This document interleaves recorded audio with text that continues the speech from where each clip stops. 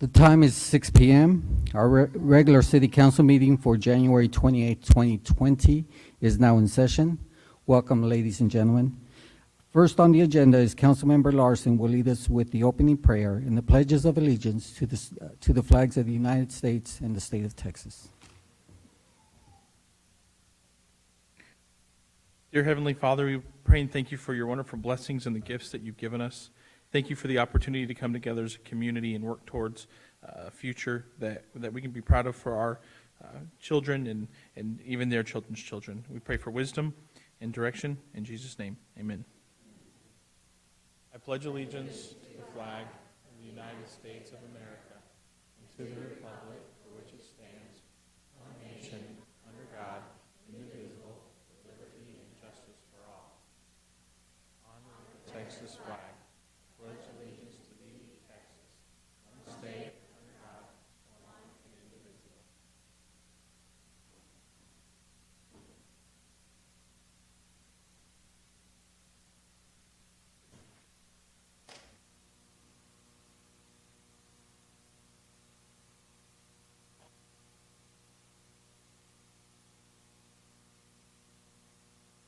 All right, next is city events and announcements of upcoming city events. Mr. James?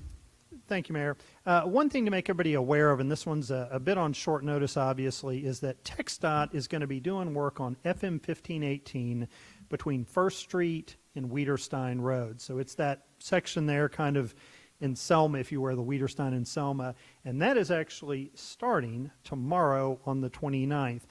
So we've had some short notice with it. We're trying to get the word out, but that's going to mean some alternating lane closures, and that work's going to last 4 to 8 weeks. So again, as it gets going, we'll try to inform the public as best we can.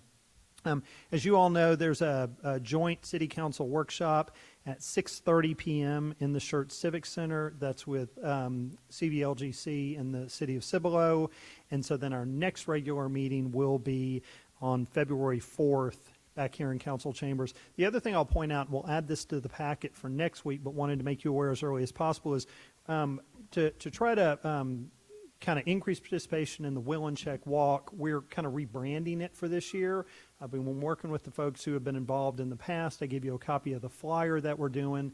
The idea is to keep folks excited about it and interested in it, and so we're going to kind of try rebranding it a bit. So we'll put that in the packet for the public and start publicizing it going forward to try to get a big turnout this year. Okay, next is announcements and recognition by City Manager, Dr. Brown. Yes, thanks, Mayor. I have one this evening, and I'd like to recognize some members of our staff, Lisa Wood, Emily Delgado, and Jared Montney from the Planning and Parks Department. They actually did something I think was very creative. They represented the city of Schertz at Rose Garden Elementary on January 16th.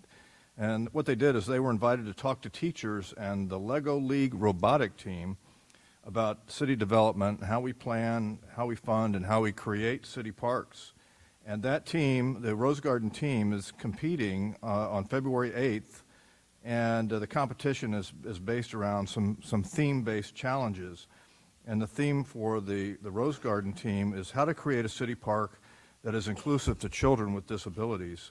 So our city staff gave a fine presentation, held a question and answer period, and a park-themed activity with the team. So we look forward to the results of the Rose Garden team and how well they do, and we think it was a great opportunity to partner with some of our great students and also to get them interested in what government is doing. So kudos to those folks. Next is announcements and recognitions by the mayor. I have none, so we'll go straight to the hearing the residents. Next, like I said, is the hearing the residents. Each person is limited to 3 minutes, and we ask before addressing the council, for the record, please state your name and your address. First on the list is Gayla Wilson.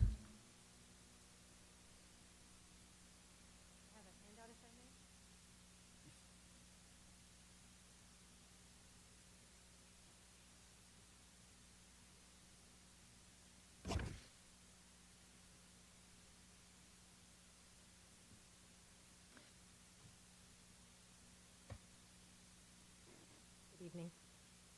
My name is Gayla Wilson. My address is 3516 Hamilton Place, and I'm with the, I'm at the Carolina Crossing South, and we have many of our residents that have also joined us this evening.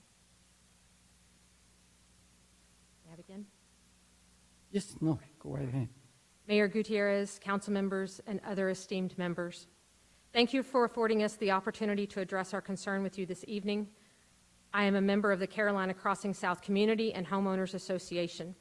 I've provided a handout that will hopefully assist you in envisioning what we are bringing to you tonight. Our community lies between Pascal Elementary and Wilder Intermediate, and in Figure 1 you can see the sidewalk directly in front of ours that is a large thoroughfare for the children of those schools as they go to and from. Schertz added a bike lane along Savannah and widened the sidewalk between Carolina Crossing North and Schertz Parkway, as noted in Figure 2.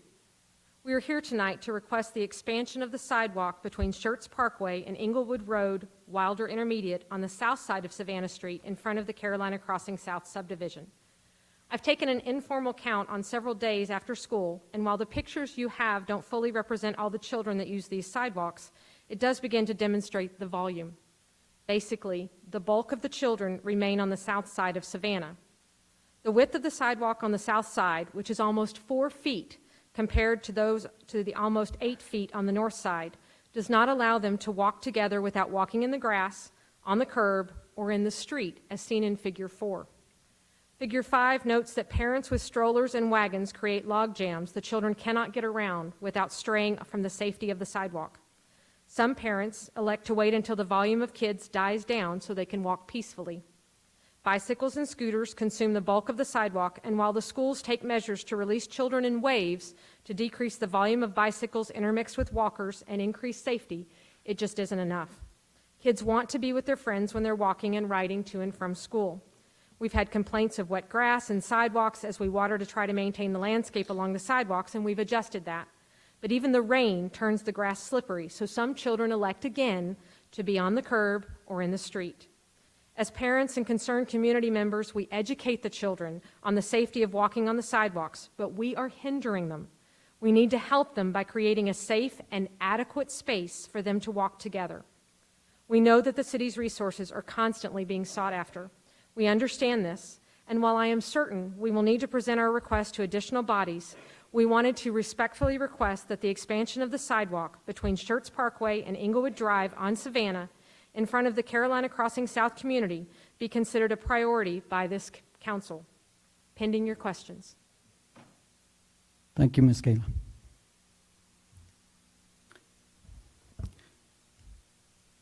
Next is Mickey Austin.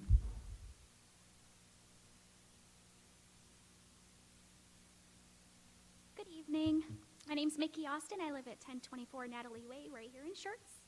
And I just wanted to let you know that I am a proud member of the Leadership Core class that the Chamber hosts, class of 2020. And I do want to thank the City of Schertz for their hospitality. They did host us a couple weeks back to teach us how the city is ran. We did get to meet with several leaders from the community and the City of Schertz, and we do appreciate the time that the city took to teach us. We did learn a lot, and it was very eye-opening. And I do want to thank all the council members and the mayor and the city manager for being available to their citizens. I do notice that they do have a lot of activities outside where community members are encouraged to meet with you and bring up any concerns. So I do want to thank you for being accessible to the citizens. I do look forward to being more active in the community. The time that you did host for us, it was eye-opening, and I do want to be an active community member, and I shamefully admit that I am not right now, but I'm getting there. You'll see me at more council meetings, for sure. And in closing, I just wanted to thank you all again. I do appreciate the service that you do provide the city of Schertz residents. It's a great city to live in, to raise a family in, and to work in. So I just wanted to say thank you. All right, thank you, Ms. Austin. Next is Cassie Tankersley. Good evening, council, mayor, and city staff. My name is Casey Tankersley, and I reside at 152 Sendera Crossing in Lavernia, Texas. However, my business address is 908 Curtis Avenue. I work for GVEC.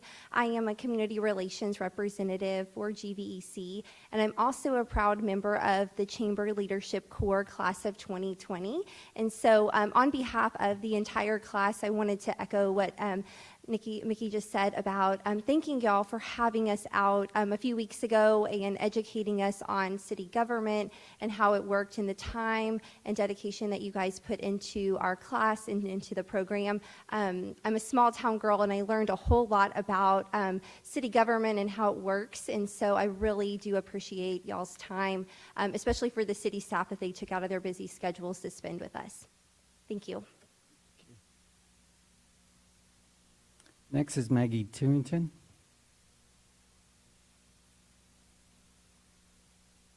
Good evening, Council.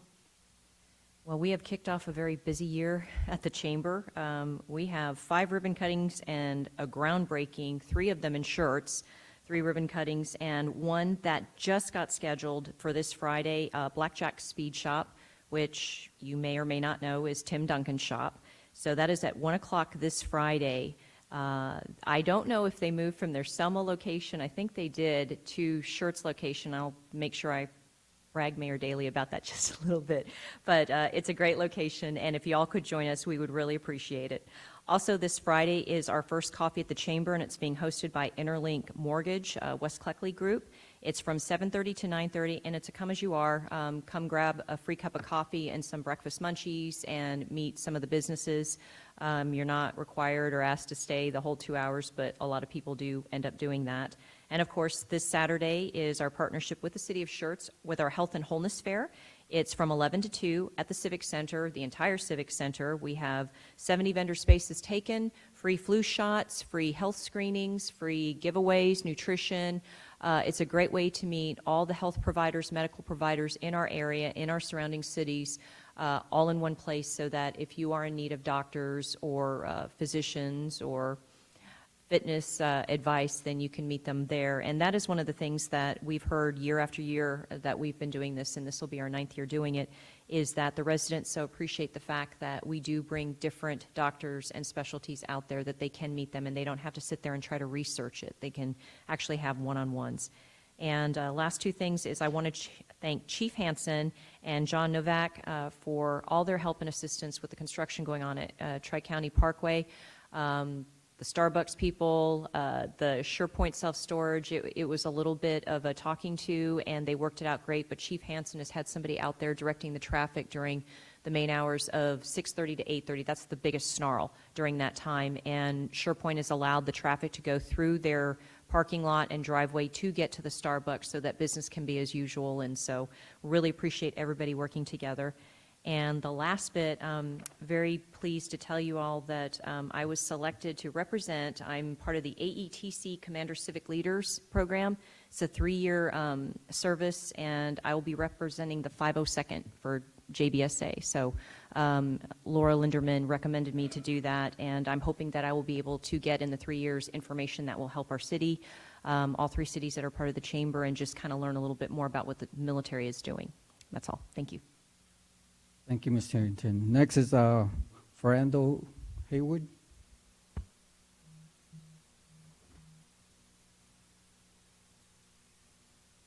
Frondo Hayward, 2628 Hansel Heights. Mayor, council members, Dr. Brown, and city staff. First, I just want to salute to you, all of you up here. Normally I come up here, I like to come up here only with praises to say, job well done. You're the model for surrounding cities and how you do council affairs. I'm going to pause. I'm going to say something I know you can't say. You hear the residents, just make sure it's clear. Unfortunately, they can't reply to you unless it's on the agenda, so that's why they didn't respond. Just so that's out of the way. We all know that this area is going to be growing and booming in the near future, and Maggie in the Chamber has done an excellent job of getting information to residents. Now, this is a point of information as in addition to an invitation to all of you.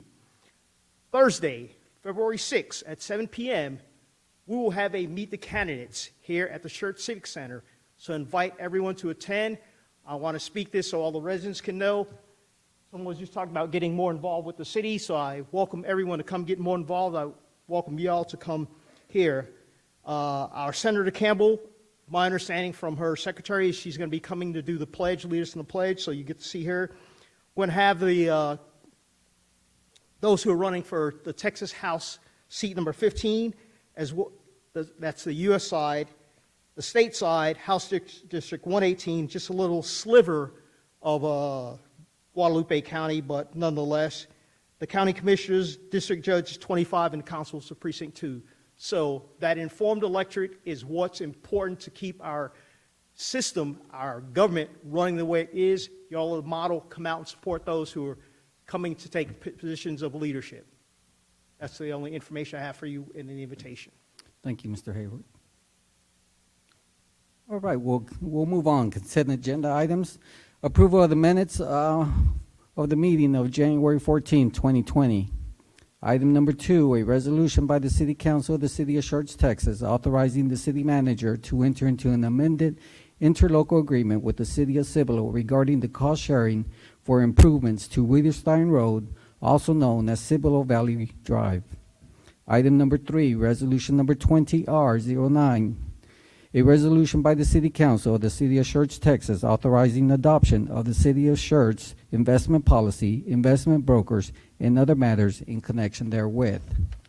Item number 4, resolution number 20R11, a resolution by the City Council of the City of Schertz, Texas, authorizing additional expenditures with My House of Design totaling no more than $67,208 annually for graphic design services and other matters in connection therewith. Item number 5, appointments of Ricky Haynes as a regular member to the Planning and Zoning Board, Glenn Outlaw to the Interview Committee, and appointment of Benjamin McDaniel to the Committee of Committees Advisory Board. Council, is there any of these items that need to be removed for separate action? I hear none. Is there a motion to approve consent agenda items 1 through 5? So moved. Second. Okay. Motion has been made by Councilmember Davis, second by Councilmember Hayward. Council, any comments? If none, let's call for the vote. Aye. Aye. Aye. Aye. Aye. Aye. Aye. Okay, we have seven ayes, no objections. Motion passes. Next is discussion and action items. Item number 6, cancellation of the March 3rd, 2020 City Council meeting due to the primary elections. This was something that I requested be placed on the agenda. I think it's self-explanatory, but Council, let's open up the floor for discussion. No discussion. Do I have a motion on the floor? I move that we cancel council meeting on March 3rd. Second. Okay, we have a motion to cancel the meeting for March the 3rd. Second motion made by Ms. Councilmember Hayward, second by Councilmember Brown. Okay. Any other comments? None. Let's call for the vote. Aye. Aye. Aye. Aye. Aye. Aye. Aye. Okay, 7 ayes, no objections, motion passes. Okay, item number 7. Resolution number 20R01, a resolution by the City Council of the City of Schertz, Texas, authorizing the city manager to submit a proposal to Guadalupe County for the ambulance services and other matters in connection therewith. Okay. Mr. Mamet. Good evening, Mayor, Council. My name is Jason Mabbott with the EMS Department. So we've had this contract for the last 20 years, been pretty successful with it. We cover the western portions of it, unincorporated areas of the Guadalupe County, of course, all the cities around us as well. Very cost effective. We do have interlocal agreements with the City of Seguin, Luling, San Marcos Heights County EMS, and the 4 of our services cover the whole county. So for a map, this is our primary service area, about 220 square miles. And then, like I said, we own the contract for all of Guadalupe County, unincorporated. What that looks like is this is our service area here in the orange. San Marcos Hays County EMS is up here. Luling is over here. Then, of course, Seguin covers the biggest portion of it. This is a heat map of where these calls are just for us. A big chunk of them are up here in the Lake Dunlap area, but here around Cibolo as well. But all these are, of course, unincorporated areas of the county. 2019, our call volume, about 20% of the calls at 415 calls. Seguin covers about 65% of the calls, and then Luling covers about 62 there, and then San Marcos is 322.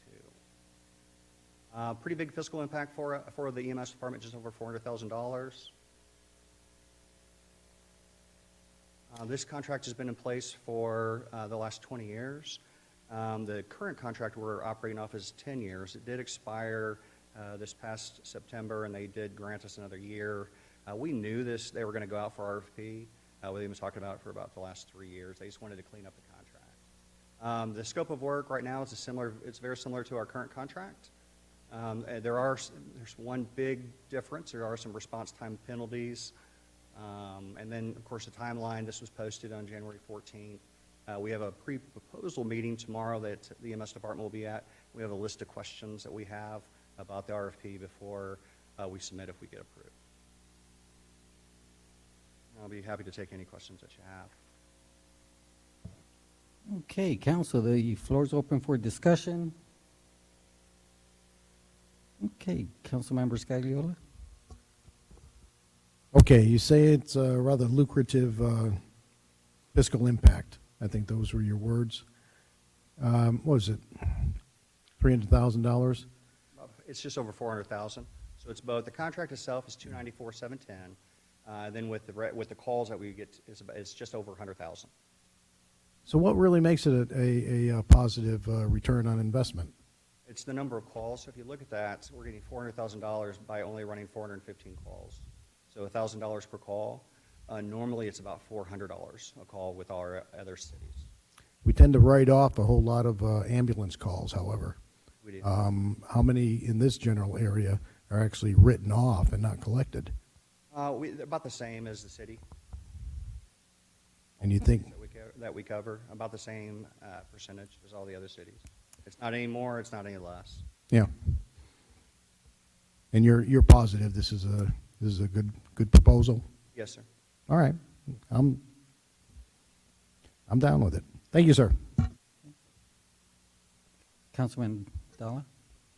Just a couple questions, if you can clarify for me. On the contract there, you got the $295,000 in ambulance revenue, 115. Is that basically meaning that you have a base amount on the contract and that you charge for each run additionally, and that's how that's split? Yes, sir. The total contract is $843,577.17. So that $294 is our portion. And then we subcontract it out with the city of Seguin, Luling, and San Marcos Hays County EMS. And then that ambulance revenue is what we collected last year. And how do you figure the split, based on proportion of calls or geographic area, or? That's a great question that they established 20 years ago.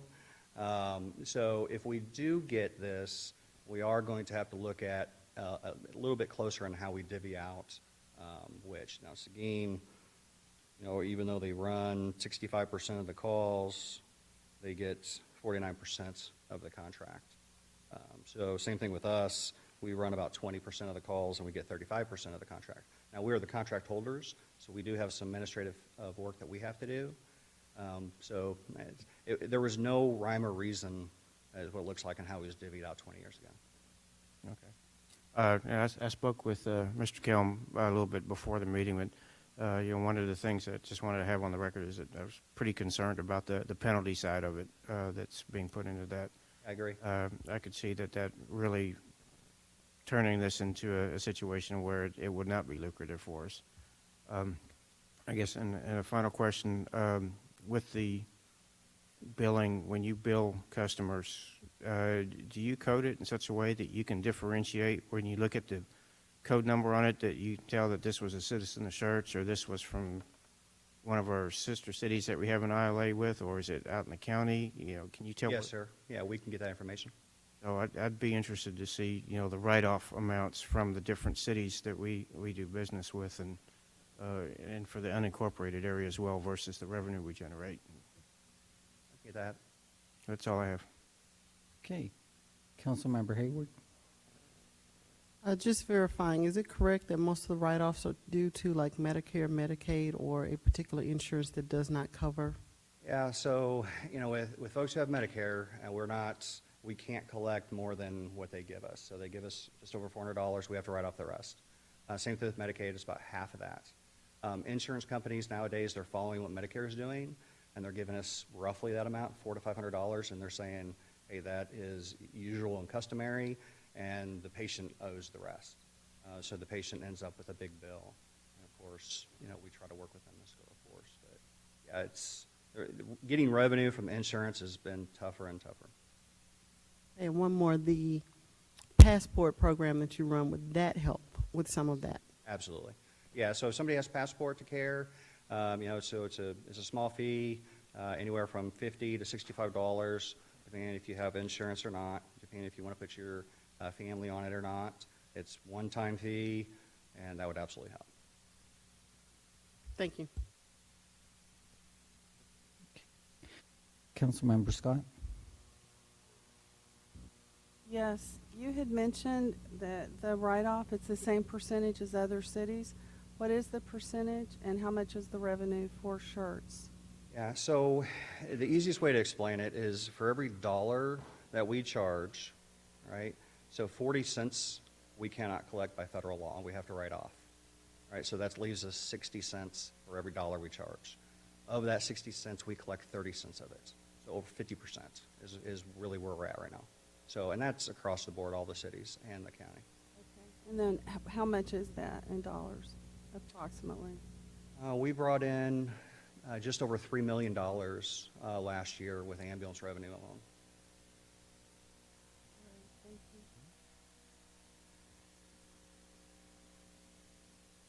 you. Okay. Councilmember Larson? I make a motion to approve resolution, help me out here, I lost it, 20R01. A second. Okay. Motion's been made by Councilmember Larson, second by Councilmember Hayward. Council, any other comments? Just a quick question. This resolution would be to authorizing to submit a proposal, but if we did do an RFP and it came back, we would do a final approval on this? Yes. Yeah, our plan tomorrow is to go. We have a list of questions to ask. We also are guessing that this is going to be competitive. I know of at least 3 other EMS services that are probably going to put in for it. If we are awarded it, we'll come back to council for permission to accept the contract. Okay, thank you. Okay. Any other comments? Let's call for the vote. Aye. Aye. Aye. Aye. Aye. Aye. Aye. Okay, 7 ayes, no objections, motion passes. Next is a public hearing. We have item number 8, ordinance number 20S02, an ordinance by the City Council of the City of Schertz, Texas, amending the official zoning map by rezoning approximately 2 acres of land from General Business District, that's GB, to Manufacturing Light District, that's M-1, located at 17401 Trident Drive, City of Schertz, Guadalupe County, Texas, also known as the Tri-County Business Park 2, Lot 18, Block 2. This is our first reading. Mr. James? Thank you, Mayor. Brian James, Assistant City Manager for the City of Schertz. I'm covering for Nick tonight so that he could spend time at home. I'm supposed to be here for what's probably a very quick item. As the caption indicates, this is a fairly straightforward rezoning request. The property owner is proposing to rezone from general business, which typically allows office and retail type uses, to M1, which is our lowest intensity industrial district, which also allows some of those office and retail uses, but again allows kind of manufacturing, some distribution, some warehousing, things like that. As indicated, the property is located off Triton Drive. You may have assumed that that area was already zoned for light manufacturing because of its location, because of the businesses around it. but actually sort of that whole area back in here is actually zoned for general business. And I think that's due to perhaps some changes we made to the code at one point in the past, and so we have a number of non-conforming uses. So as we understand it, because of a potential sale of the property, they want to make sure that they're not a non-conforming grandfathered use, but are allowed by right, thus prompting the zoning case. Again, you can see the property here. When we sent out notices, we received one response in support, no opposition of it. It would not surprise me that upon receiving the notice, some of these other adjacent property owners back here say, wait a minute, I'm zoned general business, not industrial, and so we may see a few more of these cases coming in. And again, for the properties that are on Triton and Corridor, staff would likely recommend the same thing, support of a rezone to M1. Again, you can see the zoning map, where the zoning is going forward, the subject property, which is currently an existing business, and the future land use plan, which actually designates the area as industrial. So again, the property is designated for industrial in the future land use plan.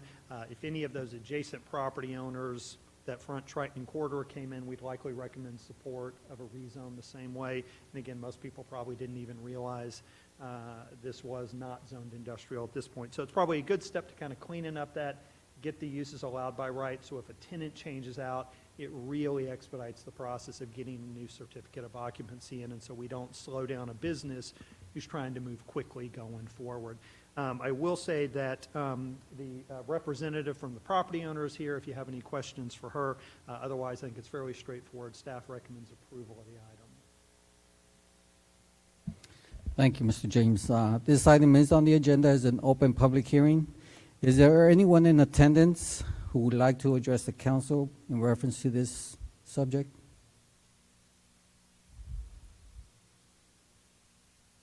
I see no one moving. This is the second notice. Is there anyone that wants to address the council regarding this subject? Thank you. Okay, this is the final notice for any comments. Okay, public hearing is closed. Okay, council, the floor is open for discussion. I move that, oh, go ahead. I move that we, what's the number? I lost the number again. Approve, yeah, I lost the number. 20S102. Second. Okay. We have a motion by Councilmember Hayward to approve the ordinance 20S02, second by Councilmember Dalla. Council, any other comments? Councilmember Scott? I had just one question. Yes, It ma'am. might be very rudimentary, it might be elementary. Hope I can answer it then. I think you can. What are the ramifications of this? Sure. So the ramifications, and that's a good question because it is very important, because typically once you establish that zoning and you recommend approval of it, property owners make decisions based on it, tenants make decisions based on it, and really it impacts the surrounding properties as well. So the ramification is that when this zoning is approved, and again, tonight's the first reading, next weekend will be the second, the property can only be used for the uses under the new zoning going forward. So if there were any uses in that GB district that are not allowed in the ML, and there probably are some, they would not be allowed going forward. And conversely, everybody needs to understand that with the approval of the zoning, they can do any of the uses allowed in the M1 zoning district. So normally staff is really cautious, and we look closely at this one, but again, I think it was one that everybody kind of looked up and said, oh, wait, that's not M1 already, and that's part of the reason I think we're recommending the way we are. Thank you. I was asking you that because I thought it was already, and that's Yes, why I ma'am. was like trying to make sure there weren't negative ramifications. I know you can't editorialize or advise. I'm just trying to understand as clear as possible. Yes, ma'am. And actually, part of our role as staff is to kind of, to some degree, editorialize and give you that so that you have that information. And then our job is to sit down and let you make a recommendation and implement it going forward. But yeah, in this case, we really feel like the M1 is the more appropriate zoning in that district. And again, our hope would be is that over time, these properties come in who back to Triton and Corridor and recommend the same rezoning as well. And so that way, we've got kind of big blocks of area, all with the same zoning around it. But this is a good first step, and often this is kind of how this thing comes about, as opposed to a city-initiated zoning where fundamentally some property owners may kind of have some concerns. Fantastic, thank you. Yes, ma'am. Councilmember Scagliola? You said that it's likely that the other companies will come in. You know, I'm just wondering if they don't. Is this a case of spot zoning where we have this tiny one little zoning within the midst of everything else? No, sir. And let me answer this while the city attorney may sit there cringing, saying, hey, I did 3 years of law school. This is my question. You need to back off. But I'll take a crack at it, and you can correct me. But typically, the two standards we often look at is, one is, what is the comprehensive plan for the city say? And so again, you want to have a basis for the change you're making that's supported by the comprehensive plan. And again, as shown here, designation is industrial. That's a fairly cut and dried kind of thing. The comp plan supports the zoning case. The other kind of test you tend to look at with spot zoning is not that you're doing one property at a time, but it really is, are you doing something here that you would not do for like-situated properties, which is why I said if we had those come in, staff would likely make the same recommendation. I never promise what I'm going to do because there may be a factor that we're not aware of, but yes, assuming it's as we think, we would have that same recommendation going forward. So that's, I think, to Councilwoman Scott's question, for us, this is sort of the first in a series of changes that we would make going forward, and those are normally the tests used for spot zoning. If ever the comp plan doesn't support it, or you go, I'm just doing it for this guy, it's a relative of the city manager, for example, or whatnot, or the city manager, then you'd kind of cringe a little bit and say maybe that would be spot zoning, but he would never request that of us. So Yeah. not a- Now, there's generally a cost associated with rezoning. There is.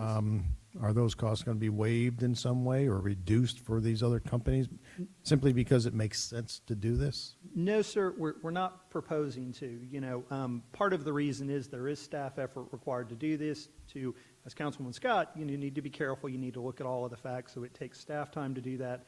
There's a cost for notice with that, and so we would not waive that going forward.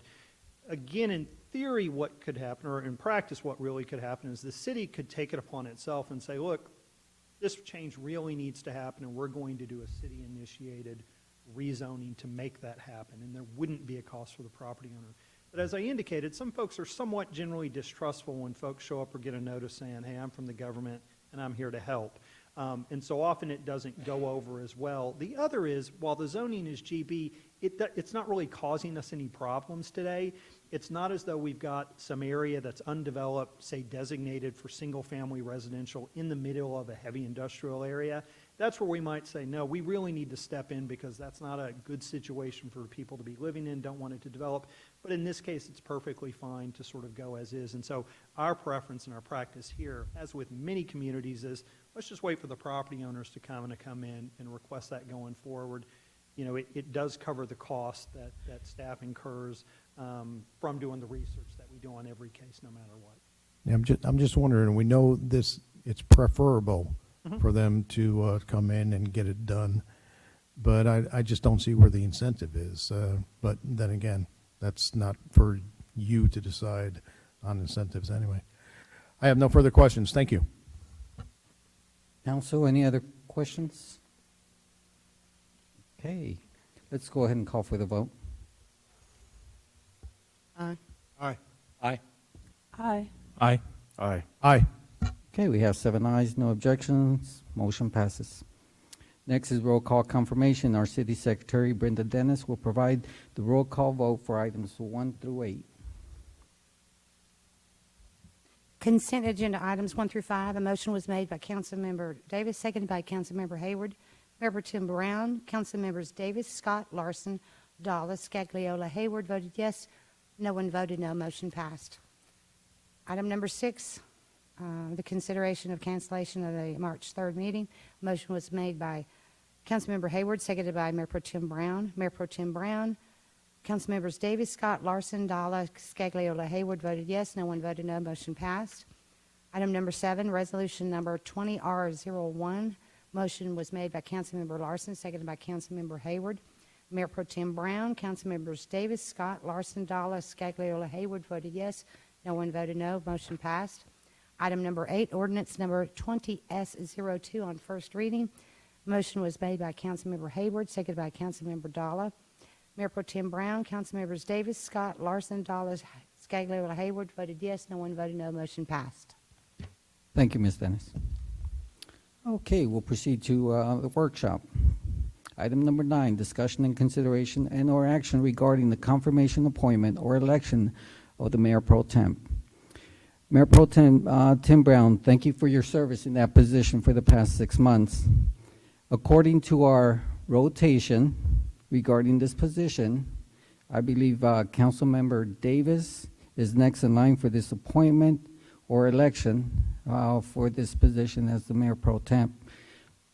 Ms. Brenda, if you have further information that you'd like to share with us. City Secretary Brenda Dennis. In your packet, I provided you information because back in August of 2008, we changed the rotation schedule for every 6 months. And what we normally do is we go down, you know, of course, the qualifications are in the packet.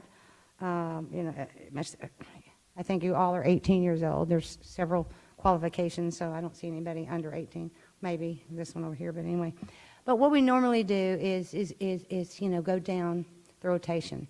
But it has to be the recommendation of the whole body of council. So, say for instance, we know that Councilmember Davis is next in line.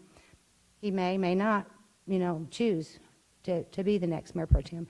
This is something that you guys need to decide. You may need to make a recommendation regarding the confirmation or appointment of the next Mayor Pro Tem. They will serve until August. Yeah, until August. You will be sworn in at the first meeting in February, which is next week, and serve until the end of August. Any questions? Council, any questions? Yes, Councilmember Dollar. I just suggest that unless Mr. Davis doesn't want it, that we draft him and appoint him at our next meeting. Second. Okay, there was a motion on the floor to appoint Councilmember Davis. That's right, Davis. I almost said Dennis, yeah. Okay. Councilmember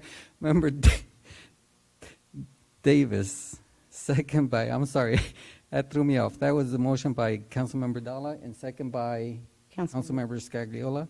Okay, Council, any comments, any questions? No questions. Okay, let's call for the vote. Aye. Aye. Aye. Aye. Abstain. Aye. Aye. Okay, we have 6 ayes, no objections. Congratulations, Yes, Councilmember. I will swear him in.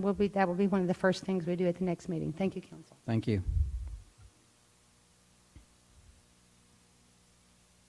Okay, next on the agenda is item number 10, a workshop discussion and possible action on a potential Northcliffe tax incremental reinvestment zone. TERS. Mr. James? Thank you, Mayor. Councilman Scagliola requested a workshop discussion on the possibility for creating a tax increment reinvestment zone up in the Northcliffe area. And so what I'll do is give a fairly basic overview of what a tax increment reinvestment zone, how it may be used here, what some of the things you may want to think about in terms of why you may want to create it or why you may not want to create it going forward. So again, a tax increment reinvestment zone is often referred to as simply a TERS. And it really is sort of a funding mechanism to pay for improvements in a designated geographic area. So part of what you do when you create a TERS is you sort of draw a line on a map designating a particular area that's in a TERS. And that's the area that you sort of draw revenue from, and that's where you then use that revenue to spend to make improvements within that area. It's a way, as I said, to fund improvements. The funding mechanism is really called tax increment financing. So it's an element with the TERS. I frankly often use the terms interchangeably, and perhaps incorrectly if you want to be really specific about it. But generally, we just sort of call it a TERS. But if you see the reference to a TIF, it really is that funding mechanisms that's part of a TERS. But TERSs are governed by Chapter 311 of the tax code. So it's the state that says, okay, you can create these things. Here's what you have to do to create it. Here's the requirements for it. Here's the reporting for it. Here's how it has to work going forward. The state basically dictates that process for us. The one thing I will say about a TERS that people often don't understand is it's not a new or additional tax. So unlike a public improvement district where you say, here's your normal tax rate and we're going to tack on an additional tax to that area, what it really does is it sort of takes some of the revenue that comes from that area and fences it in that it needs to be spent in that area, okay? And so one thing I will tell you as well that sometimes creates confusion, and this is not in the statute, city attorney is probably again cringing as I sort of make this stuff up as I go along, but often we think about a TERS as being either developer-driven or city-driven. And so, as you probably know, we have a current active TERS in the city of Schertz, and that's TERS number 2. That's the Sedona or Crossvine TERS. That was really a developer-driven TERS. A developer came in and said, I've got this project I want to do, but frankly, it's cost prohibitive because of a variety of reasons. I'd like you to create a TERS to basically reimburse me for some of my costs to let me do this project. And so that's a developer-driven TERS, as opposed to what I would describe as a city-driven TERS, where a city has a particular area and says, I'd like something to happen in this area. Often it's got a lot of different property owners in it, and the improvements might benefit all of the property owners or be used to incent new developers who we don't know about coming in. And so this, as I understand it, would typically be a city-driven TERS. We would create it to use those funds going forward as opposed to having one or a few large developers that kind of come in. And if you kind of understand that distinction of how they're used, it kind of makes it a little more sense why you would do your TERS in some cases or not. One thing about a TERS is that other entities can participate. The county can participate. Bear County participates in TERS number 2. Other agencies can as well. So the San Antonio River Authority participates in TERS number 2 as well. And that's important for a couple reasons. One is it drives additional funding because essentially that entity says, I'll commit a portion of my ad valorem revenue to stay and be spent within this TERS. Okay, and I'll talk about kind of how that affects where you may use it. Creating a TERS, though, has limitations, and one is there have to be certain findings that you make in creating the TERS. And so again, often it's an undeveloped area that can't develop because of lack of infrastructure, and that was sort of the reason we used in TERS number 2. Or there's language in the statute about the area kind of being a little bit blighted or maybe a little bit slummed or having some kind of things that stifle it because of that lack of infrastructure. So you're not supposed to use a TERS in the area where you have the highest values in the city and the most development. It's kind of counter to the purposes.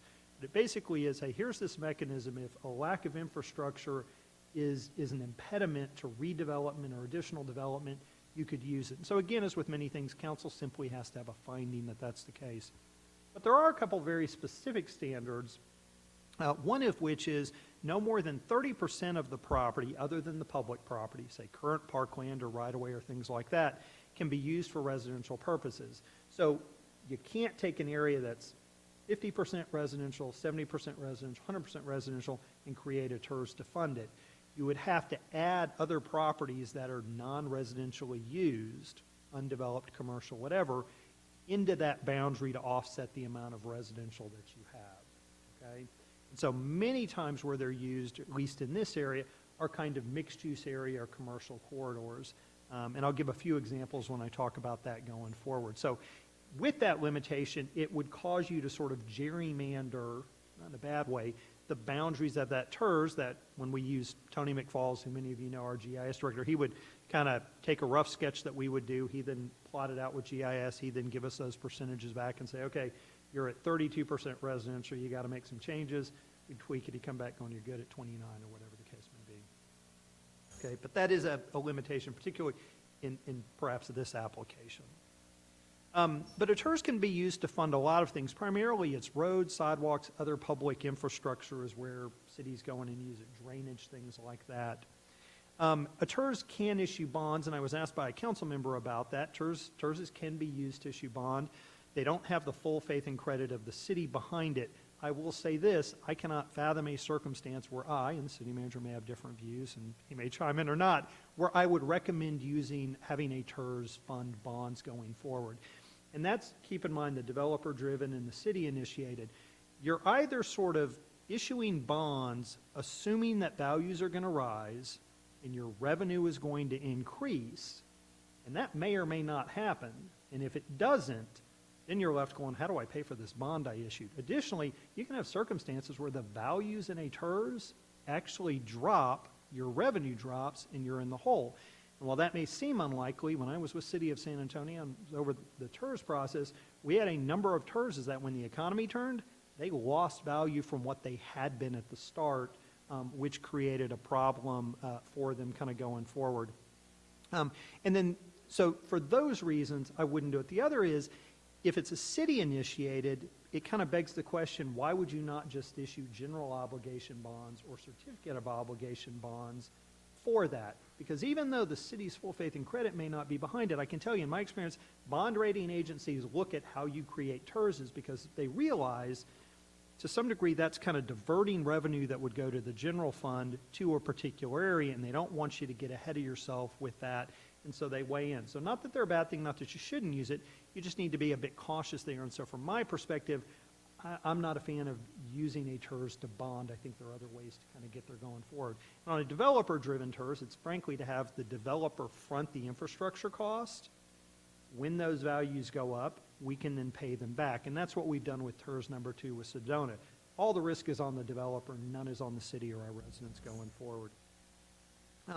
And one of the things I wanted to kind of cover that's not directly listed here, but to make sure you understand how a TERS really works is when we say we're going to create a TERS and we go through those public hearings and we provide the notices and you develop a project and financing plan and we draw that map, we basically sort of take a snapshot in time of this year and say, what is all the taxable value of that property right today when we create it? So we may go through, draw that, use our GIS, work with the appraisal district, work with the finance department, and they say, okay, it's $100 million. All of the property tax revenue from that initial $100 million that we collected last year and this year, right before we created the TERS, that continues to go to the general fund. Okay, so that current value stays where it is. What we do with that snapshot is that next year, after the TERS is created, we run that analysis again for that geographic area and take a look at what the taxable value is. And if it's gone up from, say, $100 million to $110 million, it's that the taxes paid off that $10 million differential, that $10 million increment, tax increment reinvestment zone, that's what would go in to the TERS. That initial 100 in revenue every year going forward still comes into the general fund. The other thing is, it's not an all or nothing thing. You don't have to say all of that additional revenue, that $10 million, goes into the TERS, because you may say, well, you know, we still got a police protection, fire protection, things like that have to be paid for. So let's not put 100% of it in. Let's take 50% of that additional ad valorem revenue. We'll designate that to the TERS. We'll keep 50%, go to the general fund, and we can spend it as we see fit. So it's that increment, that difference that goes into the TERS to fund those improvements that go forward. Okay, so if you understand that, if that was clear, and it's always tough to sort of explain it, in knowing what it can be used for, a couple of basic things why commonly cities would create a TERS. And you say, why would I do that? On a city-initiated, one is that if you can get another taxing entity to commit, potentially that's more revenue to be spent in that area than would happen otherwise. And so, for instance, and I want to be real clear with our county commissioners, I'm not saying that this is the case, but if we didn't receive any funding at all from the county, they said, you're in the city, you're on your own, we deal with stuff that's not in city limits. If we could get them to commit to a TERS, a portion of their revenue, that's revenue that we don't normally see going into our community, and this is a way to get them through a TERS to commit to that. So in that way, it might make sense. However, A lot of times, counties, much like, other entities, kind of say, hey, I have to sort of spread that around. I can't give everything to Schertz and not worry about, Cibolo or Marion or wherever it is. We got to kind of keep that. So if you want me to designate this guaranteed kind of revenue from that, I kind of have to take it off the top of what I've already given you. So it could be, say, well, we'll take that difference off what we normally contribute to your library, for example. I mean, that's sometimes how those entities look at it. And so in that case, it's really a wash then. We're not getting additional revenue because they're kind of saying, hey, this is how much we're gonna fund for you going forward. And so that would be something to keep in mind. Sometimes they're done to really justify the use of tax dollars in an area. As residents often in communities say, why are you spending tax dollars here instead of on my need? Again, we had tonight some residents show up and say, hey, we have a sidewalk in front of our neighborhood we think needs to be widened, and I don't disagree with that. Again, we've got sidewalks throughout the community, and part of what you have to do is prioritize that going forward. And so one issue is, how do you justify spending this revenue on the infrastructure? And part of how you do it is that by saying, through a TERS and spending this money, it's really making an investment. And we anticipate that property values will go up as an example of that. Now, again, as an example, and I'll just use because they were here tonight, not this is not a worthy project, but if we expanded that sidewalk, which technically would be an eligible expense in a TERS, I doubt it's going to cause anybody's property value to rise. It's a nice amenity, it's a safe thing for kids, it's real important to do it, but we wouldn't do it to increase property values. An example you may have been to where a city has done that is if you take the Broadway corridor, kind of around the Pearl in San Antonio, and you've seen all the new development, San Antonio created a TERS there. And they did it to put in some of those infrastructure improvements all up and down the Broadway corridor that benefit a lot of folks, to spur redevelopment. And they also used it to sort of incent particular projects, like you would do with a developer-driven TERS. So they were really banking, hey, here's how we can justify spending money in this area, but we're going to reap a lot more benefit from it because eventually the TERS ends. If we don't take that whole increment, if we take 50% instead of the full 100, then it's good for the area, it's good for the city as a whole, because we can spend that money across the city on other things going forward. Often what will happen with this too, where property owners say, hey, we want you to spend this money in our area, sometimes what cities will do is they'll couple it with a public improvement district. And as I mentioned before, that's an actual increase in taxes. That's a new tax on top of what they pay. And so cities will often say, tell you what, if you guys pay for part of it with additional taxes that we're not currently receiving, so you're willing to have some skin in the game, then we're willing to designate some of this increase from the increment to go into your area as well. And in that way, it's sort of a win-win. We generate more money for the area. The taxpayers from the entire community aren't having to pay for the whole thing. Those folks stepped up and kind of made that happen going forward. Again, you tend to find that, though, in sort of downtown areas or things like that, or industrial parks, where you get a consensus to do a PID coupled with a TERS. You don't tend to get a lot of residents saying, yeah, raise my taxes and I'll do this. But those are some of the reasons you would often do a TERS. Conversely, why would you not do it? Well, as I said, it's if you can't get other taxing entities to participate, you're really just taking revenue that would come to the general fund and you're fencing it in for this area. And you may not, with the benefit of hindsight, as you get a few years down the road and situations change, you may go, in hindsight, we probably shouldn't have created the TERS that way. But now you've kind of fenced yourself in, you've locked yourself into it. As opposed to if you fund it through general fund, fund it through CO or GO bonds, you have the ability to flex as you go forward.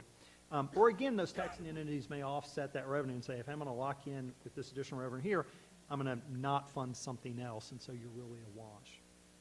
The other areas is, would you get other areas of the city saying, well, hey, if they get a TERS, create a TERS for us as well, and then you get a city that's entirely made up of a bunch of separate TERSs.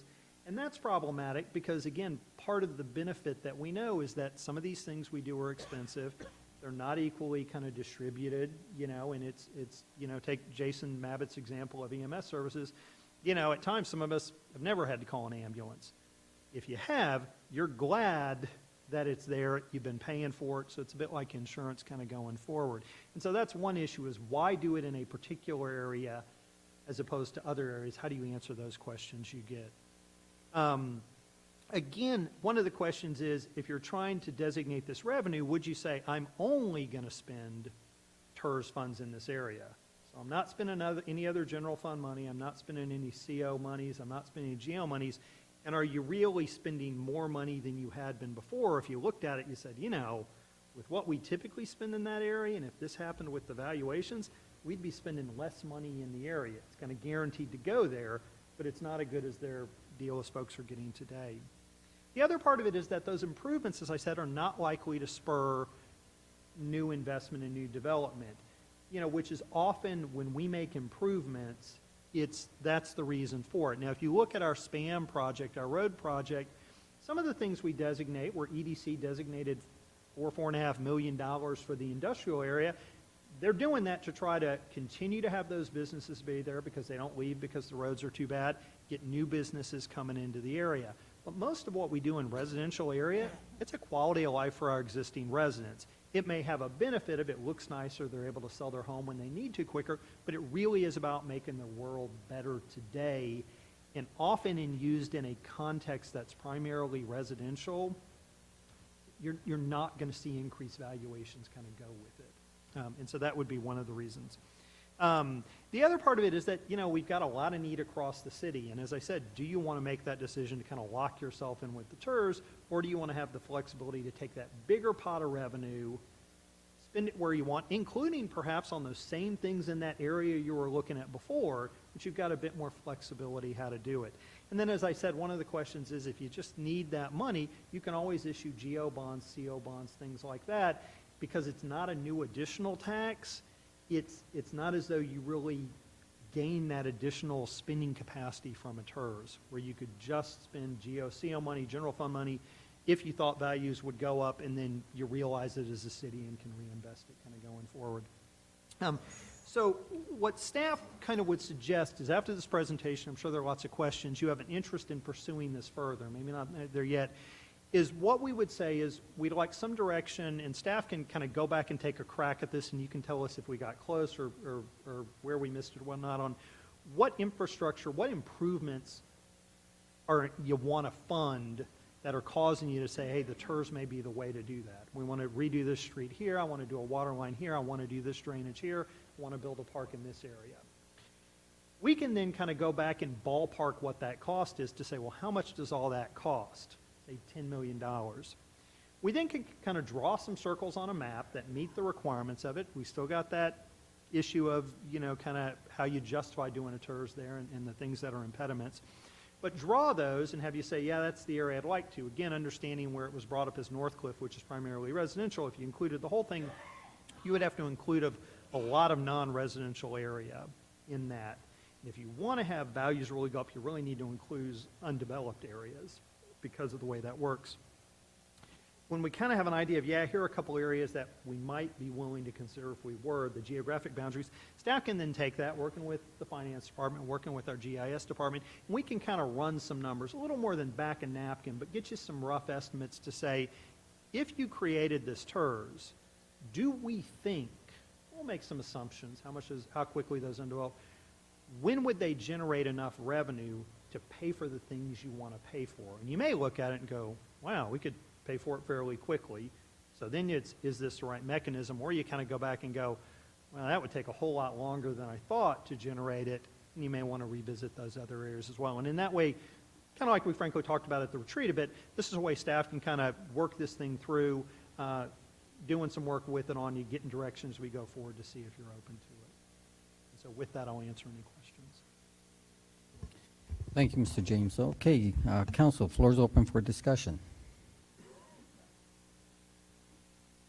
Councilmember Scagliola. Yeah, here's the thing.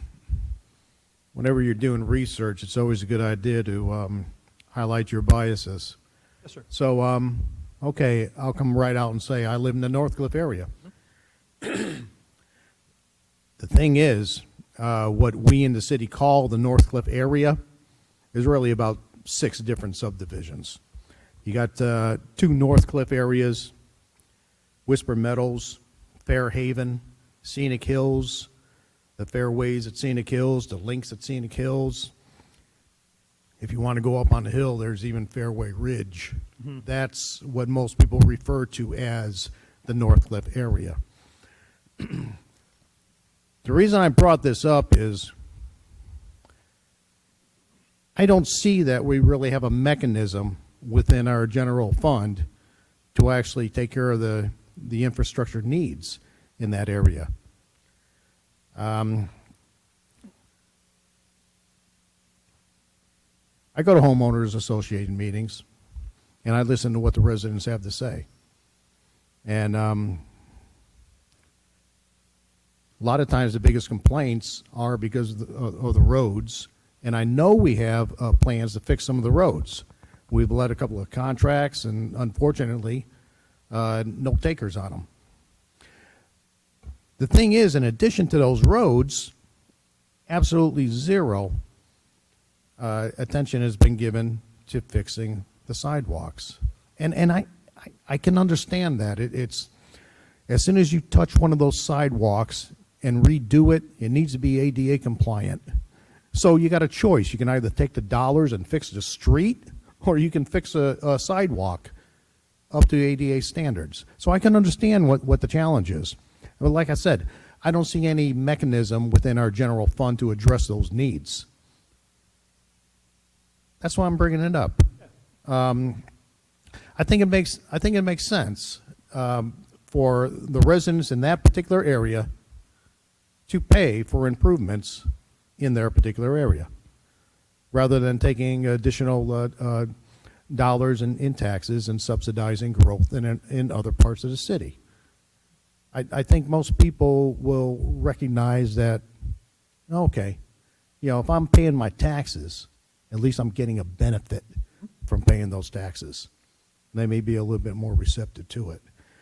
Matching funds from other agencies, well, in that general neck of the woods, there's two. We got Comal County, and we have Guadalupe County. So I wouldn't even guess whether or not they would participate, but it's worth looking into. There's also a lot of other things that are worth looking into. The overall scope of it. Yeah, Northcliffe is one area, but how many other areas are there? What all could be addressed? The streets, the sidewalks, the drainage problems. There's talk about trails being developed through that general area. You have the park there that's used by at least 4 of those subdivisions. So that was my way of possibly figuring out how to address some of these needs that I see exist. That's all I have, sir. Anyone else? No one else? I have a couple questions. Davis, did you have a question? Okay, go ahead. I can see where Councilman Scagliolo is coming from. My concern is, and I take us, we do have mechanisms from my perspective in the city. We just did a tax increase specifically to address streets, drainage, and parks and recreation. And we've taken action with things like the SPAM project and paver and looking at the conditions of roads. I agree, Northcliffe area up there needs some attention, whether it be streets, but we've also done a lot of waterline projects. We've done a lot of street projects up there. The city has limited resources that we are trying to apply some logic and some prioritization to get these things done. Fortunately, we have a lot of new developments that are in really good shape, relatively young. But for even a lot of the concerns up in the Northcliffe area, I can make the same argument for Old Shirts and the 78 corridor, where the streets are a lot worse, the sidewalks are a lot worse, and as a matter of fact, in Old Shirts, they're non-existent in many cases. I can see some of the value added for the TERS. It would be good to know, from my perspective, it would be good to know if you were going to create a TERS on the north side, how exactly big would that be, and what would be the return for that? It's one thing if you turn around and say, okay, in the first year it's going to generate another $300,000 and we can dedicate that to knock out some of these problems, I wouldn't mind seeing that data, but I'm also concerned about the workload on the staff to now have to go back and do all of this administrivia to find out that number. So, I mean, I understand the concern on the north side, but again, looking at the city whole, as we've done since I've been on council, yeah, there's a lot of things that need to get done on the north side, and you know, a lot of the developments up there, you've got Homestead, Cypress Point, they're all newer developments. They've all got great sidewalks on both sides of the street and new roads and all that stuff. The North Cliff community is the older community up there, but again, I can see the same problems in Central Shirts. So I'm not quite sure that this is the right way to go, because it's potentially, you know, I'm going to make the argument that we're going to have to do it in other areas as well. And I would like to know, I mean, you mentioned what all the staff would need direction on. How much workload? Do we have the ability to So here's what I would say. put that kind of effort in? I can fairly, if you want to get an order of magnitude, so I can probably have Tony McFalls, our GIS person, in a matter of a couple hours, take a crack at drawing a TERS boundary that meets the requirement, that includes kind of what we think of as North Cliff. And then I could probably have the finance director, as he keeps his head down, in fairly short order working with Tony, and it may take a little more time with Tony, pull those current values and then just make some assumptions about what would happen and what would come in. And again, a couple things I would say, and this is to kind of keep in mind. One thing that they could look at is they could tell you the residential area, which is where the money is intended to be spent, how much the residential value has changed year to year without kind of new construction. Because assuming once it's kind of built up with you know, Fairhaven and things like that, you're not getting new development coming in, which is really what drives the revenue. And they can tell you, well, typically it grows by this % a year, and so that would equate to this much revenue. And then they could make some assumptions fairly easily about the undeveloped part, if that were developed, because that's really where you generate a lot of revenue. It's not from the existing developed stuff. It's from either redevelopment or new development coming in. So if you drew the boundaries to include all the properties over here, that's where you would really drive revenue, is if we had a $30 million industrial facility come in, how much does that generate to bring back in the TERS? So in fairly short order, and give us a month or so to do it, because James has a bunch going on, we could get you some ballpark figures to understand how it works. Here's maybe a thing for comparison. You know, we created the Crossvine Sedona TERS in 2005, I think. And Councilman Dolly asked this question. I think the max they can be reimbursed under the current agreement is $45 million. They've been paid back $2 million. So really in the Crossvine area over that entire period of time with all of that development, and it's mostly been residential, we've had the issue with exemptions and whatnot, they've only received $2 million back. We've only collected a little more than that go to kind of cover the cost primarily of staff support for it, maybe $50,000 total from the three entities. It's not a whole lot. So if that's something to think about where you're going, yeah, we have this big one, it covers a big area, it's that, and there's been a lot of development, that's really the amount of revenue that's been driven into it over that entire period of time is $2 million. Order of magnitude. Yes, sir? If you draw a large TERS over this map that I'm looking at here now, which includes the North Cliff communities and all this undeveloped area, what would prevent someone who's developing now on the other side of 35 coming back to the city and say, hey, I'm in this TERS, I'd like some money spent on my side to take care of drainage or streets or sidewalks? That would likely be the issue, because again, if for two reasons, to offset the residential cap at 30%, or to get areas to develop, that's often the deal. If somebody's going to come in, they're going to, hey, you got this TERS here, where's my cut of it? I want you to sort of incent me for it, or I want to see the benefit, as opposed to you've created this big TERS, but you're concentrating the funds to be spent in a small area, less than 30% of it, because that cap. You're right. That's the issue you get. Or we have to find another source. So if, again, for the industrial, it's typically EDC stepping in and funding that. But then folks outside would say, well, look, EDC's incenting, providing funding within the TERS. You've got the TERS revenues going in, and we're still general funding that with PD and fire and things like that. That's one of the drawbacks, yes, sir. Okay, Councilmember Dalla?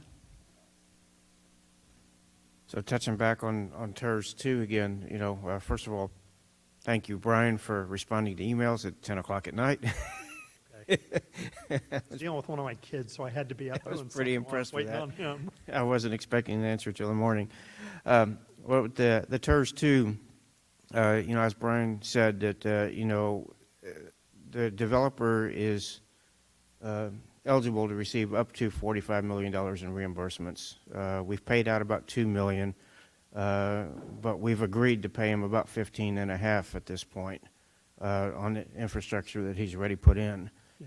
And so based at the current repayment rate, it'll probably be another 8 to 10 years before we see any increase in tax revenue to the city at the current So value. it's probably a lot longer than that, and I will give you a heads up. One of the things developers are working on is a proposal to amend the TERS, saying, hey, look, because of some of these factors, the slowdown in the economy, the exemptions, costs have risen. He wants to kind of bump up the amount, extend it out. But I can tell you, yeah, the developer, in my opinion, will never come close to getting the full amount he's eligible for in that TERS.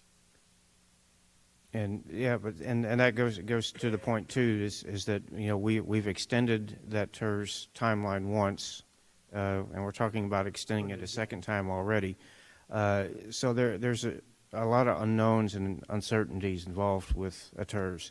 You know, there's no doubt, you know, the North Cliff area, the North Cliff subdivision specifically, needs some attention, needs some work. You know, it being the oldest subdivision up there, you know, everybody knows it, but I'll put it out there. You know, that subdivision was built when it was out in the county. It wasn't built to city standards, and that's something that we're having to go back after the fact, and at some point we'll have to fix that. And sidewalks and, you know, streets not being built to city standards, which causes them to have to be rebuilt sooner rather than later, and a whole other host of issues involved with that. So, you know, there is a cost to it, and there's a lot of uncertainties to a TERS. On the positive side, it can be used to accomplish some things that we might not be able to do otherwise. And, you know, I'm not saying that I would be against the TERS, but I would have to see something on a specific proposal. And undoubtedly, you know, a key part of this is going to be what's going to be the fate of the golf course. You know, if a developer wanted to come in and do something that was really special and not your standard cookie cutter retail box subdivision or box development, and they worked with the neighborhoods and they got the buy-in, you know, from those people, and they got the support from the people, I could be inclined to support something like that. But to just because we need to fund some sidewalks to create a TERS and to deal with the uncertainties, and as Mr. Davis said, you know, defense in that money, I have a real hard time getting there. Councilmember Larson? Yeah, I think some of the addressing the needs of that particular area of Schertz is just better suited for typical budget discussion as opposed to adding new tasks to an already overwhelmed staff, especially considering there's no new revenue. It's not like we have a new pot of money. There's no magic beans. It's just the same money with restrictions that unnecessarily handicap our ability to make decisions in the long term. So, I'm not going to fight against spending a few hours to draw lines and give us the information that you already know it's going to tell us and you tried to say as nicely as possible in this presentation, but I don't think it's really worth spending any time on. Councilmember Hayward? I have to agree with Councilman Larson. As we're saying this, and I'm looking at it, and I'm going, I get we need work in North Cliff, in Northcliffe itself, not the general area, because some of those are still kind of newer subdivisions. But if we're starting going out in the area where we know that there's no infrastructure, and as you said, industrial comes in or someone comes in, and then we're trying to say, well, no, we really didn't, you know, the mindset of this is really where we wanted to put it, but then they're looking at water lines, sewer lines, all of that, which we do know tends to be very expensive. So then it ends up backfiring or costing us more money to do this. The other thing I think about is the whole TERS at Cross Vines and Sedona. You know, we haven't even gotten close to a 45 million, and we're talking 2005. And as a city, how long, because it seems like you're talking about 20 years, then it becomes 30 years, then it becomes 40 years.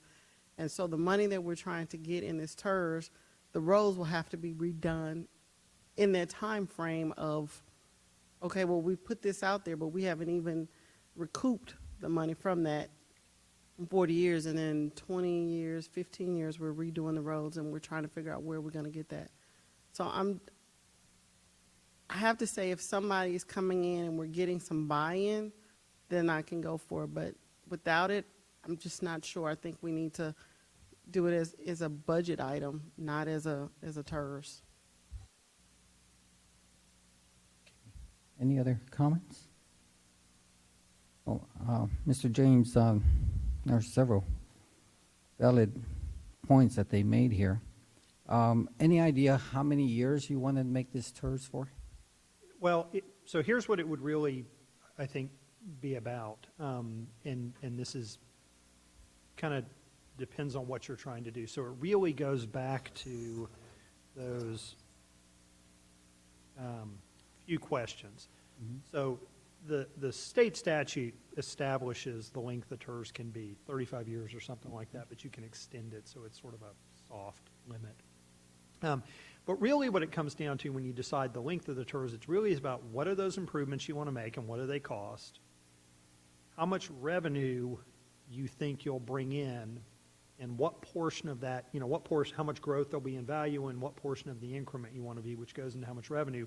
And so if you look at it and say, all right, I want to do $10 million worth of improvements, and I'm only going to bring in $100,000 a year, then that dictates how long effectively you would have to create the TERS for, either to sort of fund it as you go, because you don't have to do everything at once. You can say, all right, well, let's take the revenue that comes in the first year, because we don't want to bond, and we'll build sidewalks with that, and the second year we'll build some roads with that, and we'll spend only what we have as opposed to bonding it. So the length of the TERS is really dictated by what it is you want to do, how much money you think is going to come in, where you set that increment, what percentage.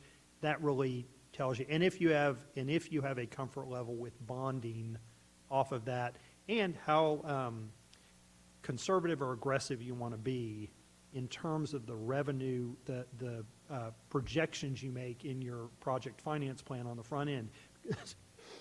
If you say, look, hey, I think we're going to grow by 20% values every year, pretty aggressive, as opposed to, look, man, I'm going to err on the side of caution. Let's do 1.5%. Let's be really safe so we know we don't overextend ourselves. That would be the answer. You also mentioned that the amount of funds that go into the TERS is determined by the additional increase in ad valorem tax, and we can set a percentage as to what portion that would be. Any ideas what number you were looking at? 50%, 75%, 100%? And again, I appreciate Councilman Scagliola, but I understand where folks come from, because I certainly have strong feelings about TERS, as you probably picked up on what you do and don't do with them. So what I would say is I'm never a fan of doing 100%, because I think if you're using the 100% increment, there are always other costs going to that additional development. Because again, if you assume that a lot of the revenue is driven by new development in the area, that new industrial building, well, I've got to have fire be prepared to provide service for that, and PD to provide service, so I wouldn't want to do 100%. So assuming you don't do 100%, it really is a policy question. At some point, if you set it too low, 10%, you kind of get into why bother, because if the cost of the improvements you want to do is fairly low, say $1 million, that's where I come back and go, well, I can work with James and we can come back with a list of other ways that do it that don't have some of the drawbacks that Councilman Larson talked about of fencing you in. So it again, kind of depends on it. I don't recommend 100%. Probably typically 50 is a good. Dr. Brown, you had some Oh, comments? you know, some of these considerations would really, we'd need to work that out if we're going to move forward with this option. I mean, these are things that, you know, part of the development and the planning process. I think what we're trying to get to now is, you know, do you want us to move forward with it or not? Another question I had is, let's say, for instance, we did have $100,000. If we passed the TERS, we had $100,000 in this pot that's dedicated to North Cliff. All of a sudden, we had road construction that repairs that were needed. Will we drain this fund completely to offset the cost of the $3 million that we probably have to pay? Sure. So certainly, if you don't bond off the TERS, and if you're not worried about, it cost a little bit of James's time or Babette's time and Tony's time and my time kind of managing the TERS. Often it's more trouble than it's worth to do that. Then what you would do is you can drain the fund every single year. So as soon as you get all that revenue, if you get that full 100, you might as well spend that full 100. There's not a reason to keep any in reserve. With a developer-driven TERS, you do. You typically want to hang on to a bit for kind of city costs that may pop up if something goes awry, but otherwise you could drain it every year. Okay. For clarity, I think the city would decide how these funds are spent, I guess, right?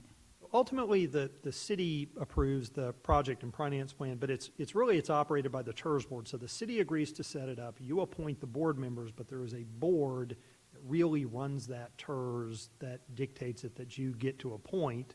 So to some degree, you've kind of got control directly, indirectly as to what happens over it. And that's laid out. Typically what you do is when you create a TERS, you'll lay out, and again, particularly if it's city-driven and you're not using it to incent, often much like a bond, you're going to lay out, here's what we're going to do, here's the order we're going to do it in, so that, again, you kind of maintain the trust of the public. So if you look back at TERS 1, which is on Schertz Parkway, they pretty clearly, from the preliminary documents, lay out, here's what we want to do with it. My assumption is that's all they did with it. My final comment is basically, not too long ago, we had residents from North Cliff expressing their concerns. I think this would definitely stimulate development. So the golf course could be in jeopardy at that point then, if the TERS is passed. Certainly, depending on what you funded, and I'll say this, and I'm going to give you my answer. Depending on what you funded, it could stimulate additional development. And again, as you talk about what San Antonio did with the Broadway, they put in things along Broadway that was designed to stimulate development, to boost property values, and thus, as a result, on that section, if you've been down there, you've seen a lot of those old businesses that have been there a while go away. Now, some of those people probably don't care about the old car dealership, the old paint shop that left, but there's some of those places that, we may have really had a fondness for in the past, or that you get people priced out who had lived their own businesses. So there can be drawbacks to it. Okay. Again, what I would say in this case is if you're funding improvements in the residential area, like streets, sidewalks, water, sewer lines, I don't tend to think that that's likely to increase values and spur redevelopment of the golf course, for example, if that makes sense. Councilman Larson, you had additional comments? Yeah, I just had a question maybe from your experience, because I'm just thinking of human nature and politics, and maybe you saw this in San Antonio, maybe you didn't. But if a particular area has a TERS, and let's say the people who appointed that TERS are gone because they last 10, 15, 20 years, I would think that there would be a proclivity of people on council to say, we don't need to give X dollars to that particular area. It's already being funded by a TERS, and could almost be counterproductive for the purposes. Have you seen that happen, or am I being crazy?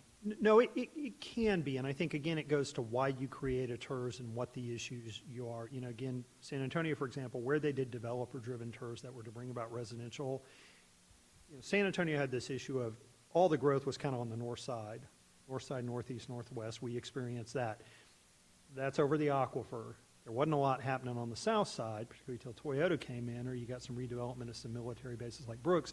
So theirs is, we need more development happening in the southern part of the community, and the TERS was the way they funded it. The other part I will say is, as mayors have kind of come and gone in San Antonio, you had mayors that had a big focus on downtown and the urban core, that said, Mayor Castro, for example, that was a big part of what he did. Hey, we make this big investment in the center part of our city, we all benefit from it. Not all mayors feel that same way. They kind of say, let's spend out. And so you're right, there can be those things that say, I've already got this TERS, that's really what they've got, why should I pump more money into it? If the TERS can't do it, shows you it was a bad investment. Yes, sir, that can be what partly comes about. Okay, Councilmember Scott. Yes, in my understanding, this sounds like it's ideal for high growth economic conditions, high growth development, like either gentrification or new developers coming in. I know I'm simplifying it, more than maintenance, like fixing roads and sidewalks and what have you. It tends to be, if the maintenance you're going to do doesn't drive new development, Right. I agree with that entirely. This Okay. is not the right tool to use. If the council desires and says, hey, we need to do stuff about the infrastructure, that's where you send, Mark and James and Charles and I back with Kathy Woodley and Suzanne and say, come up with a game plan of how to do that. What are our options and what's the most appropriate mechanism? Okay, and then there was one more statement you made, and I do not want to go into a lengthy discussion about it, but if you can do the Reader's Digest answer. And no disrespect, you have been fantastic. I tend to overtalk, so I'm just understood. No letting you know. disrespect taken. I'm sure One all thing council is, hopes that too. diverting revenue that would go into the general fund. Yes, ma'am. So that just sounded almost like, I don't want to say creative bookkeeping, but just like something on that just touched a nerve. And it's like, is this at the expense of the general fund? I know it's not. I mean, I heard every word you said, and I comprehended most of it, Brian. No, I think that's an accurate sort of statement. And again, I don't mean it in a negative way or a sneaky way or anything like that. But if you think about the fact that if you don't have a TERS, all of the tax revenue, all the ad valorem revenue we get from either property values staying the same that people pay year over year, or we get new development or values go up, that all goes to the general fund today. And so really when you create a TERS, what would have gone to the general fund, you're fencing in or you're locking in. Got it. Yes, Thank you. Councilmember Scagliola. Yeah, I think you ought to really focus on it's a tax incremental fund. So you don't take all the money. Yes, sir. The residents continue to pay the same amount of money to the general fund. It's just that anything in excess of that That's correct. goes towards the TERS. Yes, sir. And it doesn't have to be the full increment. You can Right. cap it at 50% as well. Yes, sir. Councilmember Brown.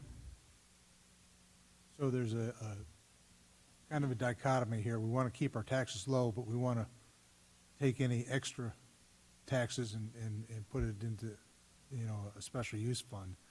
But I firmly believe that the length of return on investment for something like this, where there's nothing up there right now that has the industrial, commercial growth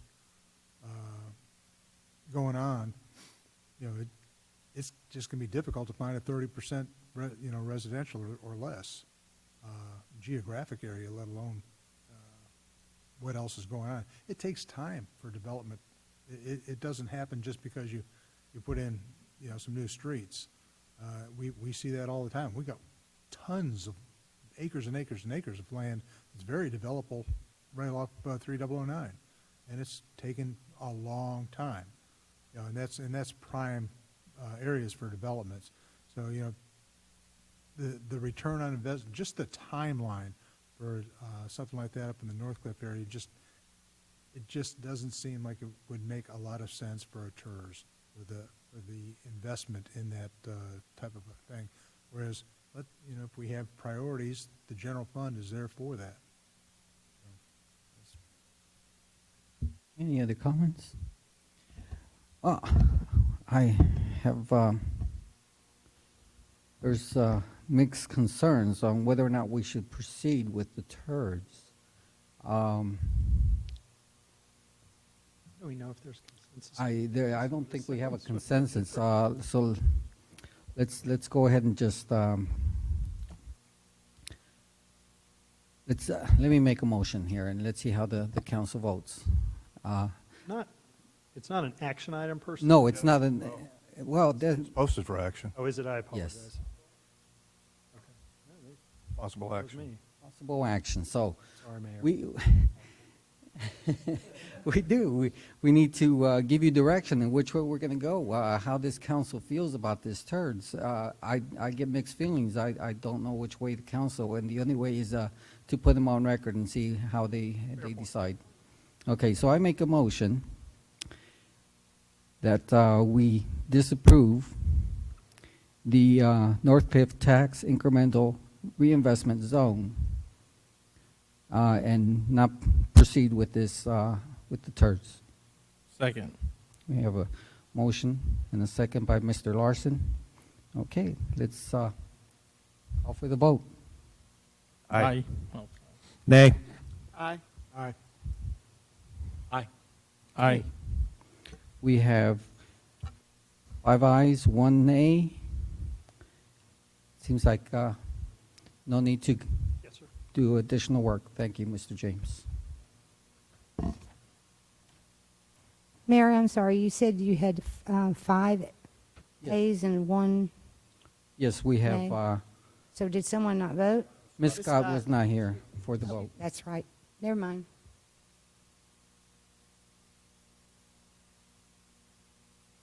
Okay, let's proceed on to item number 11, the workshop discussion on potential amendments to the Schertz Historical Main Street Grant Program. Mr. James, you have the floor again. So I'll try to be very brief. I can go through the PowerPoint if you want me to.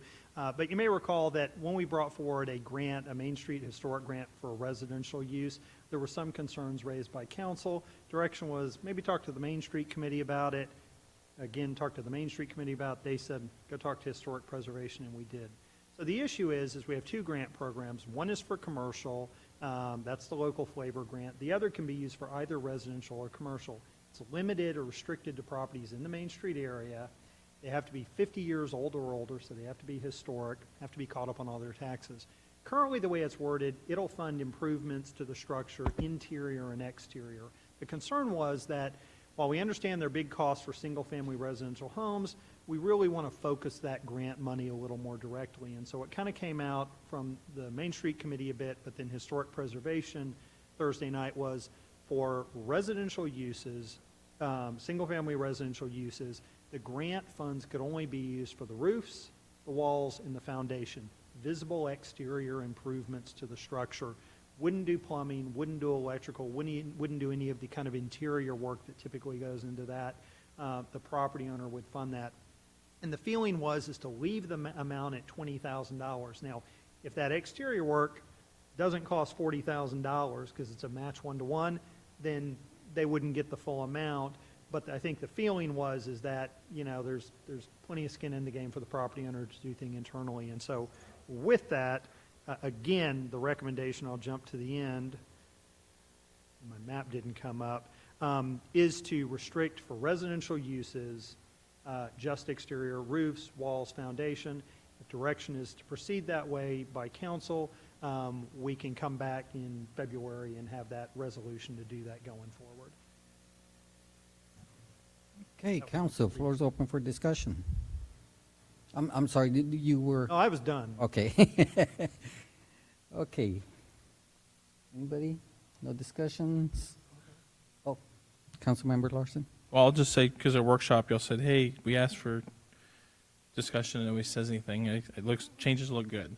Okay, that's what I figured. So we'll go prepare that change. I'll probably do it fairly quickly. We've got a couple people looking at this grant, and that way it comes to you, it's in paper, it's been passed, and they can proceed with their request. I just have one question for you. Yes, sir. Okay, yeah.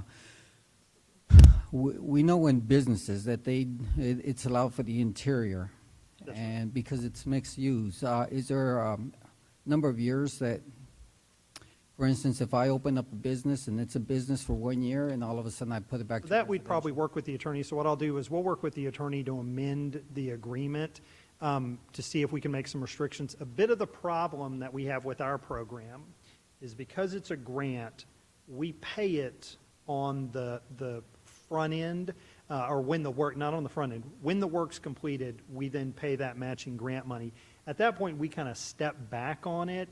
And so we may need to look for some other ways to deal with it. So we'll work with the attorney in practice how we can do that with some additional restrictions that aren't overly cumbersome, but give us a little bit of a clawback. May not be perfect, may not get everything, but Probably to make it so they don't say, oh, yeah, I'm going to do it as a business, turn around a month later and it's a residential. Yes, sir. Thanks for fixing my house. Yep. Yes. Okay. Okay, any other comments? I think on this one, we have a consensus Yes, sir. to go ahead. All right, thank you. Okay, next, we have a closed session. City Council will meet in closed session under Section 551.074 of the Texas Governmental Code, Personnel Matters, to conduct annual evaluation regarding our city manager, Dr. Mark Brown. The time is now 7:40. We will reconvene after our discussion. It's now 8:26. We're back in session after our discussion, deliberation regarding agenda item number 12 in regards to the annual evaluation of our city manager, Dr. Mark Brown. Council, is there a motion for consideration? I'd like to make a motion to retain Dr. Brown as our city manager and provide a cost of living increase of 2% with an effective date of February 15, 2020. I'll second that. Okay. Motion's been made by Councilmember Hayward, second by Councilmember Dalla. Council, any other comments? None? I'll call for the vote. Aye. Aye. Aye. Aye. Aye. Aye. Aye. Okay, we have 7 ayes, no objections, motion passes. I'd just like to add a couple of comments. Dr. Brown, it's an honor for our city to have someone who provides a friendly and inspiring work environment. We appreciate your hard work, your dedication, and your performance. Please know that you play a major role behind our city's success and our accomplishments. Thank you again for your excellent service towards our city. All right, then we'll have roll call confirmation. Our city secretary, Brenda Dennis, will provide the roll call confirmation regarding the workshops in closed session. Those are items 9 through 12. Ms. Dennis? Yes, sir. Workshop item number 9, the appointment of the Mayor Pro Tem Mark Davis. Motion was made by Councilmember Dallas, seconded by Councilmember Scagliola. Mayor Pro Tem Brown, Councilmembers Davis, Scott, Larson, Dallas, Scagliola, Hayward voted, Council members Brown, Scott, Larson, Dalla, Scagliola, Hayward voted yes. Councilmember Davis abstained. Motion passed. Workshop item number 10. Motion was made by the chair, seconded by Councilmember Larson, to disapprove the potential Northcliffe TERS. Mayor Pro Tem, Council members Davis, Larson, Dalla, and Hayward voted yes. Scagliola voted no, and that was the time that Councilmember Scott was off the dais. Motion passed. There's a correction on that one. I think you forgot Mayor Pro Tem Brown.